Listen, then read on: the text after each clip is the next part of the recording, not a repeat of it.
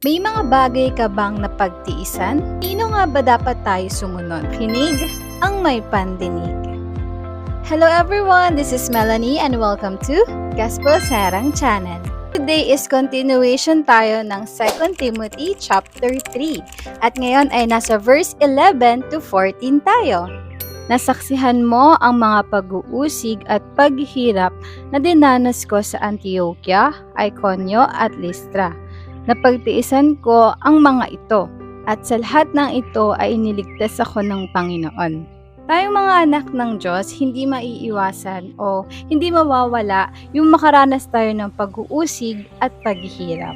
This because simply we are in a spiritual battle. In the end, what matters the most is kung ano yung binitbit natin, kung ano yung pinanghawakan natin hanggang dulo. Ayun ang katotohanan. At least now we are living in the absolute truth. Absolute truth is something na hindi siya mababago, na kahit anumang mangyari. Example, kung nakikita nyo, babae ako.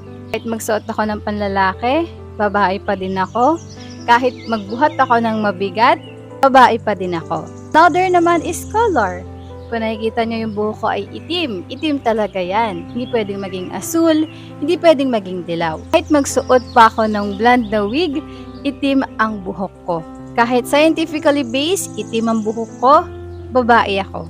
Yun din naman ang lahat ng nagnanais mamuhay ng matuwid bilang tagasunod ni Kristo Jesus ay daranas ng mga pag-uusig. Yan ang nabanggit, makakaranas talaga tayo ng pag-uusig dahil si Kristo, yung mismong Lord and Savior natin, nakaranas din siya ng pag-uusig. Lahat ng nararanasan natin dito sa mundo, naranasan na yun ng Panginoon natin nung nagkatawang tao siya as si Jesus Christ. Sige, isip tayo ng mga pangyayari sa Biblia. Jesus is nagtrabaho din siya, isa siyang carpenter. Jesus binetray din ng kakilala, ng kasama, ninakawan din siya, pinagkaisahan, at higit sa lahat, siya ay tinukso din. Mismong nagtukso sa kanya ay si Satan talaga. May naaalala kayo?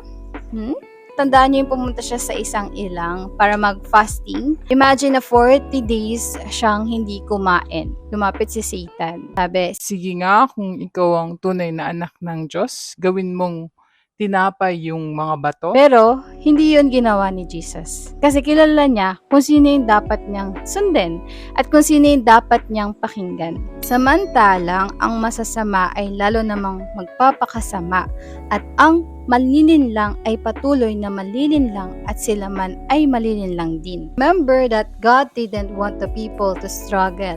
It is us human who made our own lives harder. God created a paradise for us human before we disobey Him. So it is really needed talaga to surrender our life to God. Don't ever offer your soul to Satan. It can be used only for demonic activities. Maybe you feel na you will gain once you follow Satan or your flesh desires. But the absolute truth is that Satan only kill, steal, and destroy. Better think kung sino talaga yung masters natin at kung sino yung susundin natin. Kasabi sa 14, ngunit ikaw, magpatuloy ka sa mga aral na natutunan mo at matibay mong pinaniwalaan sapagkat kilala mo ang mga nagturo nito sa iyo. We all want paradise with God. So I pray na magpatuloy talaga tayo dito sa mga natututunan natin na salita ng Diyos. That's it guys. Thank you guys for watching. Don't forget to subscribe, like, and help me share the word of God. Bye-bye!